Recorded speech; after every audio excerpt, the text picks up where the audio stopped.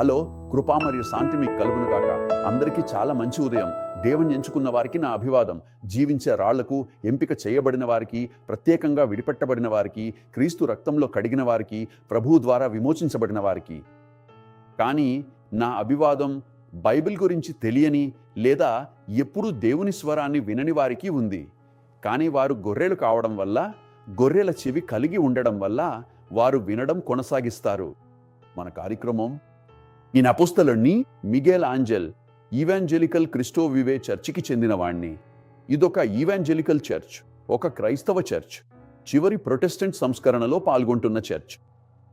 మేము చర్చిగా Dutch reformed చర్చికి మూలంగా ఉన్నామో, ఇది జీవితాలను విముక్తి చేయడానికి, జీవితాలను మార్పు చేయడానికి, జీవితానికి అర్థాన్ని ఇవ్వడానికి పిలువబడిన చర్చి, ఒక సత్య చర్చి.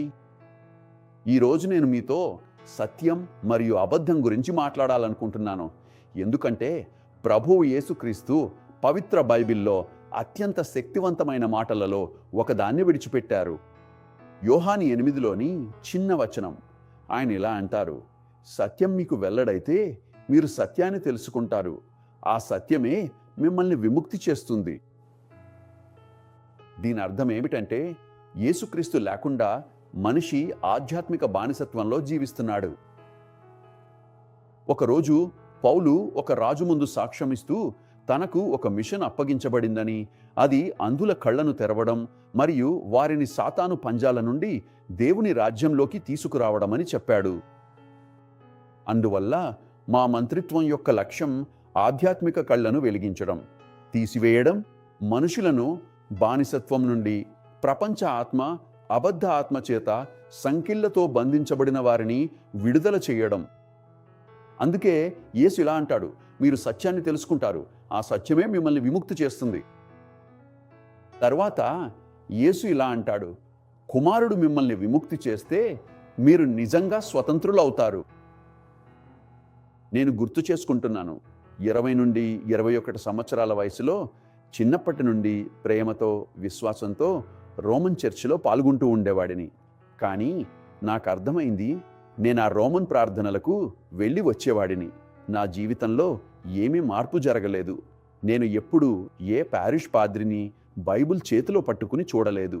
నేను ఎప్పుడూ శ్రీ బిషప్, నా ప్రాంతంలో, ఆఫ్రికాలో ఇప్పుడు దేవతల దేవుణ్ణి, ప్రభువుల ప్రభువును, రాజుల రాజును, సార్వభౌముడైన దేవునిని పిలవడం. నేను గుర్తు చేసుకుంటున్నాను, ఇది స్పష్టంగా ఉంది. ఎందుకంటే నేడు నేను సత్యాన్ని ప్రకటించే ప్రవక్తను. నేను మిస్సాకు వెళ్ళి వచ్చేవాడిని, కానీ నా జీవితంలో ఎలాంటి మార్పు రాలేదు. సంవత్సరాలు గడిచిపోయాయి. నేను ఇంకా ఆధ్యాత్మికంగా ఒక చిన్న పిల్లాడిగానే ఉన్నానని తెలుసుకున్నాను. పరిపక్వతకు ఎలాంటి సంకేతాలు కనిపించలేదు. నేను చెవిలో చెప్పే విధంగా పాపమును ఒప్పుకుంటూ నా పాద్రి ముందు మోకాళ్లపై కూర్చునేవాడిని. ఆయన నన్ను క్షమించాను, ప్రార్థించు అని చెప్పేవారు. ఇదంతా ఎంతో గౌరవంతో జరిగేది. కానీ అసలు విషయానికి వస్తే ఇది నాలో ఏమాత్రం మార్పును తీసుకురాలేదు.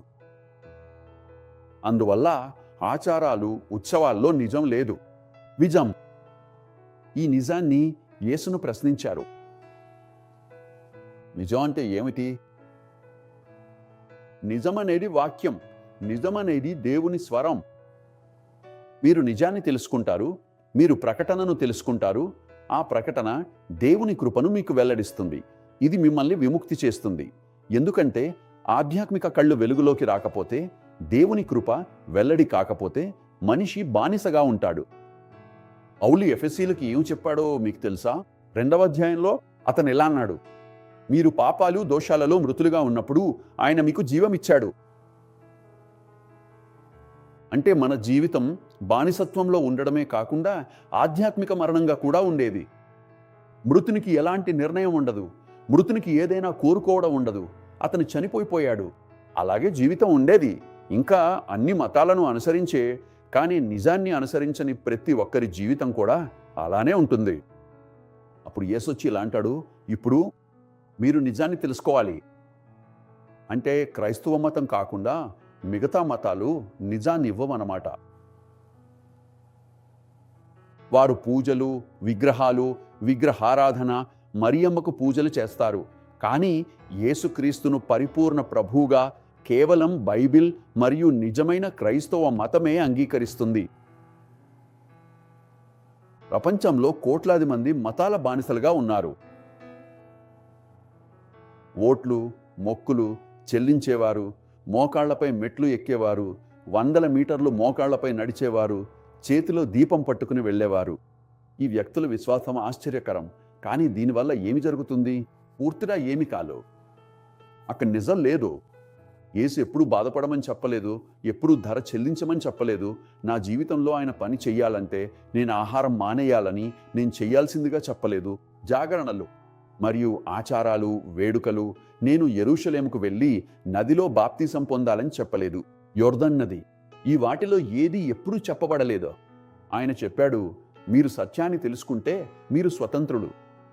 మరియు తెలుసా, నేను మొదటిసారి ఒక పాస్టర్ ప్రసంగించడాన్ని విన్నప్పుడు నిజంగా నేను పోర్చుగల్లోని లిస్బన్లోని ఒక చర్చిలో వీల్చైర్లో ప్రవేశించాను. ఆ పాస్టర్ను నేను విలువాను. సందేశం మధ్యలో ఆ చర్చిలో అలాంటిది సాధారణమని నాకు తెలియదు. నేను 2 చేతులు పైకెత్తి నేను యేసును కోరుకుంటున్నాను అని చెప్పాను. అక్కడే నేను సత్యాన్ని తెలుసుకుంటున్నాను. ఆ శాంజుడాస్ తాదేయు నేను మెడలో ధరించేవాణ్ణి. ఒక పెద్ద బంగారు వెండి మెడాలియన్. అది నాకు ఏ ఉపయోగమూ కాలేదు. అక్కడ దేవుడు లేగు. ప్రకాశం మరియు చీకటి మధ్య, క్రీస్తు మరియు దుష్టుడి మధ్య ఏకత్వం లేదు. అందువల్ల నేను పూర్తిగా ఖాళీగా ఉన్నాను. ఒకసారి నేను బ్రెజిల్లోని ఒక గొప్ప అధికారితో మాట్లాడాను. అతను చాలా ముఖ్యమైనవాడు. అతను నాకు చెప్పాడు, చూడండి, నేను అతను సేవించే మతపు ప్రార్థనలకు వెళ్తాను. అతను చెప్పాడు, అక్కడ ఏమీ జరగదు. అది కేవలం ఒక ఆచారం మాత్రమే. ఎందుకంటే అక్కడ సత్యం లేదు. కానీ ఒకసారి సత్యాన్ని తెలుసుకున్నప్పుడు ఆధ్యాత్మిక కళ్ళు వెలుగుతాయి. ఆ సత్యమే విముక్తి ఇస్తుంది. ఇది సాధారణమే. బంధించబడి, చైన్లతో కట్టబడి, దాసత్వంలో పడిపోయి గాలి అధికారుల అధిపతి ఇష్టాన్ని చేయడం కోసం వస్తారు. పౌలు ఎఫెసీలకు 2వ అధ్యాయంలో చెప్పాడు, మనము ఇతర కోపపు పిల్లల వారిలా ఉండేవాళ్ళం. గాలి అధికారుల అధిపతి ఇష్టాన్ని చేసేవాళ్ళం. శత్రువు ఏం చేస్తాడు? అతను ప్రజలను అందులం చేస్తాడు, వారు తెలుసుకోకుండా ఉండేందుకు అని చెప్పాడు.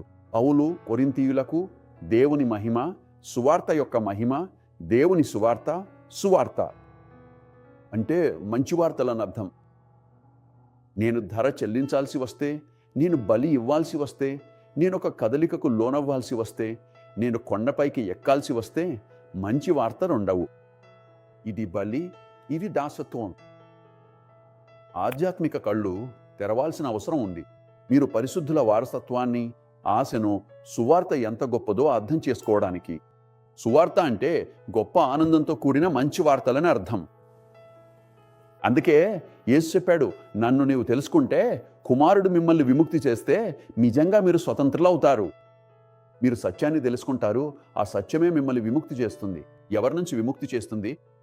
దాసత్వం, మరణం, పాపం, తీర్పు, శిక్ష, నాశనానికి తీసుకెళ్లే వెడల్పాటి ద్వారం, నరకం, సైతాను, వీటన్నింటి నుండి.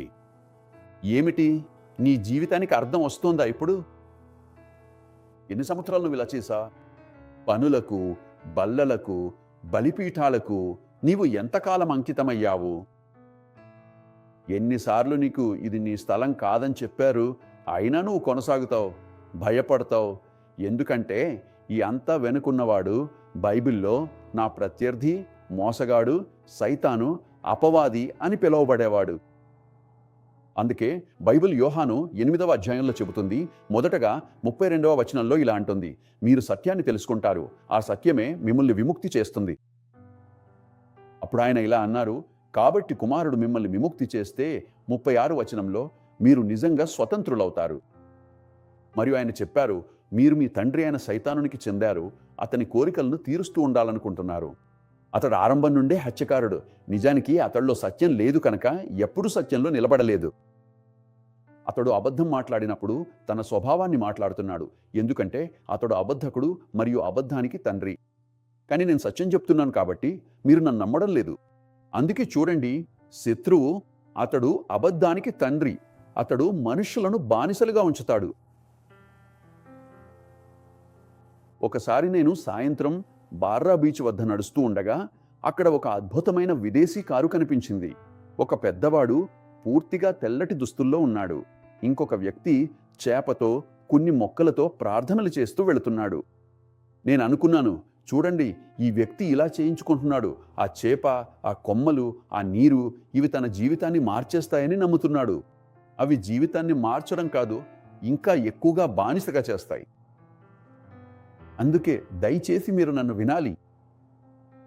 ఎందుకంటే ఒక సత్యం ఉంది, అది ఇక్కడుంది. ఆ సత్యం పవిత్ర బైబిల్, పవిత్ర గ్రంథాలు, దేవుని వాక్య ప్రకటన, బైబిల్ బోధనలు. ఇవే విడుదల కలిగించేవి. ఎదుటి నుండి విడిపించేవి అంటే ఏమిటి?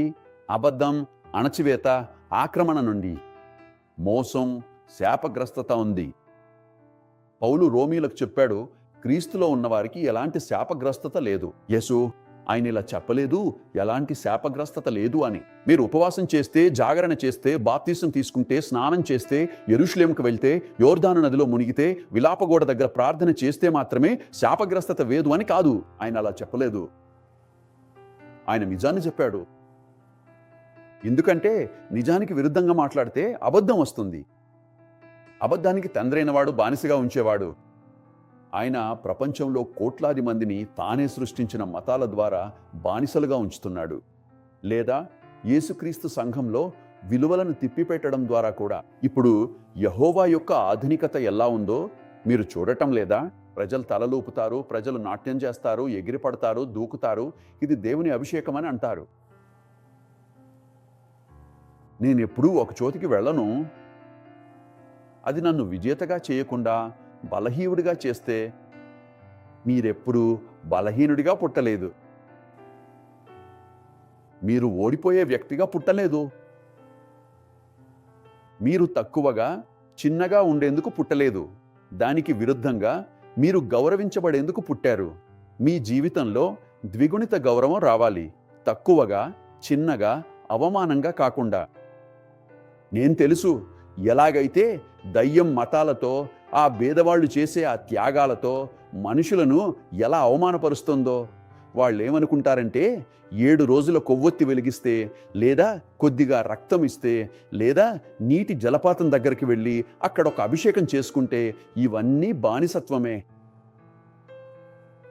లేదా ఇంట్లో ఒక విగ్రహాన్ని పెట్టుకోరా, ఆ విగ్రహమే రక్షకురాలను అనుకుంటారు. చీకటి మరియు వెలుగు మధ్య, దయ్యం మరియు యేసు మధ్య ఎలాంటి ఐక్యత లేదు. చీకటి తర్వాత వెలుగొస్తుంది. యేసు ప్రభువుగా, రక్షకుడుగా లేకపోతే జీవితం చీకటి, అంధకారమే. సాతాను మనసును మూసివేస్తాడు, మనిషి సువార్త మహిమను చూడకుండా ఉండేందుకు. ఎందుకంటే రక్షణ ఇచ్చేది సువార్తే. సువార్తే విముక్తిస్తుంది, సువార్తే మార్పు తీసుకొస్తుంది, సరిగ్గా బోధించబడిన వాక్యమే మారుస్తుంది. ఎందుకంటే సోదరులారా, ధర్మశాస్త్ర సందేశాలు వింటూ ఎవ్వరూ రక్షించబడరు. ధర్మశాస్త్ర సందేశం, ధర్మశాస్త్రం అనేది శిక్ష మరియు మరణానికి సంబంధించిన మంత్రిత్వ శాఖ. అది క్రమంగా తగ్గిపోతుంది, ఆధ్యాత్మిక తెరలను సృష్టిస్తుంది. ఆ వ్యక్తికి ఒక ఆధ్యాత్మిక తెర ఉంటుంది. ఆమె చూడలేరు. ఎందుకంటే సాతాను ఆమె చూడకుండా ఆధ్యాత్మిక అంధత్వాన్ని కలిగిస్తాడు. అప్పుడు ఆయన అంటున్నారు, చూడండి, నేను మీకు నిజం చెప్తున్నారు, మీరు నమ్మడం లేదు కదా. ఆ తర్వాత కూడా ఆయన కొనసాగిస్తూ, యేసు, మీ మధ్య ఎవరు నన్ను పాపంలో నమ్మించగలరు అని అడిగారు. నేను మీకు నిజం చెబితే మీరు నన్నెందుకు నమ్మడం లేదు? దేవునికి చెందినవాడు దేవుని వాక్యాలను వింటాడు. అందుకే మీరు దేవునికి చెందలేదు కాబట్టి నా మాటలు వినడం లేదు. ఆహా, ఇప్పుడు మేము అర్థం చేసుకుంటున్నాం ఎక్కడున్నాయని. ఈ భూమిపై 2 విత్తనాలున్నాయి. 2 గొర్రె విత్తనం, మేక విత్తనం, గోధుమలు మరియు దుర్వాసన గడ్డి. ఇవి చాలా ఒకేలా కనిపిస్తాయి. గోధుమల మధ్య దుర్వాసన గడ్డిని ఎవరు నాటుతారు? మీరు ఊహించుకోండి. ఎంతగా అనారోగ్యంగా ఉన్నారు, ఎంతగా, ఎన్ని చోట్లైనా అక్కడ చర్చ్ అని బోర్డు ఉంటుంది. సైతాను మాట చెబుతాడు. అర్ధరాత్రి వచ్చి గోధుమల మధ్య దుర్వాసన గడ్డిని నాటుతాడు. దుర్వాసన గడ్డి ఎవరో? అవి అతని పిల్లలు, అబద్ధపు వారు. అందుకే యేసు ఇలా అన్నాడు, చూడండి, అందుకే మీరు వినడం లేదు, మీరు దేవునికి చెందలేదు. ఆహా, అంటే దేవునికి చెందినవాడు దేవుని స్వరాన్ని వింటాడు. అవును. లేదు, యోహాను గ్రంథం 10వ అధ్యాయం 26వ వచనంలో మీ ముందుగా, కానీ మీరు నమ్మరు, ఎందుకంటే మీరు నా గొర్రెలు కాదని. అంటే ఒక విత్తనం ఉంది, దుర్వాసన గడ్డి, మేక, నక్క. వారు ఎప్పటికీ నమ్మరు, ఎందుకంటే వారు ఇప్పటికే శిక్షకు నియమించబడ్డారు, వారు నాశనానికి నియమించబడ్డారు. అతను ఇలా అంటాడు, నా గొర్రెలు నా స్వరాన్ని వింటాయి. హల్లెలూయా! నా గొర్రెలు నా స్వరాన్ని వింటాయి, నేను వాటిని తెలుసు, అవి నన్ను అనుసరిస్తాయి. ఇది నీ జీవితంలో అర్థమవుతోందా? నీ హృదయంలో, నీ మనసులో ఏదో అనుసంధానం ఉందా? నేను వాటికి నిత్య జీవాన్నిస్తాను, అవి ఎప్పటికీ నశించవు. ఎవరూ వాటిని నా చేతిలో నుంచి లాక్కెళ్ళగారు. ఇక్కడ దేవుని సార్వభౌమాధికారం కనిపిస్తుంది, ఇక్కడ చూపిస్తుంది. ఇక్కడ స్వేచ్ఛా సంకల్పం లేదని, ఒకసారి రక్షణ పొందితే ఎప్పటికీ రక్షించబడతారని చూపిస్తోంది. నా చేతుల నుంచి ఎవరూ లాక్కెళ్ళలేరు అని అంటున్నాడు. మళ్ళీ చదువుతాను. నా గొర్రెలు నా స్వరాన్ని వింటాయి, నేను వాటిని తెలుసు, అవి నన్ను అనుసరిస్తాయి, నేను వాటికి నిత్య జీవాన్ని ఇస్తాను. బైబిల్ ఇలా చెప్పదు, నేను వాటికి నిత్య జీవాన్ని ఇస్తాను అని. ఇంకా ఏదైనా అదనంగా ఉంటే అలాంటిది లేదు. నేను వాటికి నిత్య జీవాన్ని ఇస్తాను, అవి ఎప్పటికీ నశించవు. ఒకసారి రక్షించబడితే ఎప్పటికీ రక్షించబడతారు. ఎప్పటికీ ఎవరూ వాటిని నా చేతిలోంచి లాక్కెళ్ళలు. అందువల్ల ఏం జరిగినా, ఏదైనా జరిగితే, ఎలాంటి పని చేసినా, మంత్ర విద్య, నల్లమాయ, పెండ్యులం ఏదైనా అయినా సరే, ఒక్కసారి సత్యం నీ జీవితంలోకి వచ్చిన తర్వాత, ఒక్కసారి నీవు విముక్తుడవైన తర్వాత హృదయపు ఆధ్యాత్మిక కళ్ళు వెలిగిపోతాయి. నీ ఒక విధమైన, ఒక తరహా నాశనం చేయలేని జీవాన్ని పొందుతావు. చూడండి, ఈ జీవితం ఎంత భద్రమైందంటే బైబిల్ చెప్తుంది, వాడు ముందే నిర్ణయించిన వారిని పిలిచాడు, పిలిచిన వారిని న్యాయపరులుగా చేశాడు, న్యాయపరులుగా చేసిన వారిని మహిమపరిచాడు. నిత్యత్వ హామీగా ఉండి, అసలు నేను ఈ ప్రశ్న కూడా అడుగుతాను, నీవు నిత్యత్వాన్ని ఎక్కడ గడుపుతావు? అందుకే చాలామందికి మరణం పట్ల అంత భయం ఉంటుంది. ఎందుకంటే మెదడు ఆగిపోయినప్పుడు, గుండె మోగడం మానేసినప్పుడు ఏమి జరుగుతుందో తెలియకపోవడమే. యేసు చెప్పాడు, చూడండి, అతను నావాడైతే మరణించినా కూడా జీవిస్తాడు. అందువల్ల రక్షణకు సంబంధించిన ఈ అంతర్గత విలువలు ఒక జీవితాన్ని, ఒక ఆధ్యాత్మిక గుర్తింపును, ఒక ఆధ్యాత్మిక పరిపక్వతను కలిగిస్తాయి. ఇలా మాత్రమే నిజమైన క్రైస్తవత్వాన్ని జీవించవచ్చు. భ్రష్టు పట్టకుండా, సంఘాన్ని రాజకీయ వేదికగా మార్చకుండా, ప్రసంగించేవాడిని సువార్త కాకుండా ఇతర విషయాలను ప్రకటించేవాడిగా మార్చకుండా. ఇగ్రేజా క్రిస్టో వివోకు అంతర్జాతీయ ప్రధాన కార్యాలయం ఉంది. ఒక గొప్ప కెథెడ్రల్ వెస్ట్ జోన్లో రువా మారిక 320 కాంపింగ్ ప్రాంతంలో. ఇక్కడ మీకు పార్కింగ్ సౌకర్యం ఉంది. ప్రభువుని మహిమ కోసం అన్ని ఎయిర్ కండిషన్తో ఉన్నాయి. మీరు అద్భుతమైన ప్రజలను కలుసుకుంటారు. మీరు బలమైన నాయకులను, దృఢమైన థియాలజీ మరియు ప్రకటనతో ఉన్న నాయకులను కలుగుతారు. మేము చివరి ప్రొటెస్టెంట్ సంస్కరణలో భాగమయ్యాము మరియు ఖచ్చితంగా ఇది ఆనందానికి స్థలం, శాంతికి స్థలం, మీరు మీ పిల్లలను, మీ మనవళ్లను పెంచే స్థలం. కొన్ని కుటుంబాల్లో మేము 4 తరాలు ప్రభు ఆశీర్వాదం. ఇగ్రేజా క్రిస్టో వివే ఇది మీ సమ్మం. వ్యక్తి సంఘానికి సభ్యుడిగా చేరడం చాలా ముఖ్యమైనది. మఖ్య మరియు అపోస్తలిక సంరక్షణ సంఘ పరిపాలన కింద ఉండటానికి. మా వద్ద ప్రార్థన బిషపులున్నారు. ఇదొక ఆశీర్వాదం. క్రిస్టో వివే నిజంగా భూమిపై స్వర్గం లాంటిది. ఇవి రాజ్యం. ఇవి బ్రెజిల్లో ఉన్న అత్యంత పవిత్రమైన 10,000 చదరపు మీటర్ల భూములు. మీకోసం మేము ఎదురు చూస్తున్నాము. యేసు నామంలో నేనిప్పుడు మీ ఆరోగ్యాన్ని ప్రకటిస్తున్నాను. యేసు నామంలో మీరు స్వస్థత పొందండి, విముక్తి పొందండి. మీరు ప్రాస్టేట్ పరీక్ష చేయించుకున్నారు, పిఎస్సి వచ్చింది, చాలా ఎక్కువగా ఉంది, క్యాన్సర్ ట్యూమర్ అని చెప్పారు. యేసు నామంలో అది స్వస్థత పొందింది. మీకు స్ట్రోక్, అల్జీమర్స్, పార్కిన్సన్స్ ఉన్నాయి లేదా వచ్చాయి. ఈ వ్యాధులు బైబిల్ చెప్తుంది ప్రతి రకమైన వ్యాధి యేసుక్రీస్తు నామంలో అన్ని శక్తుల శక్తితో స్వస్థత పొందింది. భూమిపై ఏకైక మరియు సరిపడిన రక్షకుడు యేసుక్రీస్తు. పూర్తి ఆరోగ్యం, దీర్ఘాయువు, జీవితంలో ఎంతో శాంతి మరియు ఆనందం. ఎందుకంటే ఇదొక్కటే. అన్నీ త్వరగా గడిచిపోతాయి, మనం ఎగిరిపోతాం. యేసునామంలో అందరికీ కృప మరియు శాంతి. ధన్యవాదాలు నా బృందానికి, టెలివిజన్లో నన్ను ఎంతో ప్రేమించి నాతో కలిసి సేవ చేసే నా బృందానికి కృప మరియు శాంతి.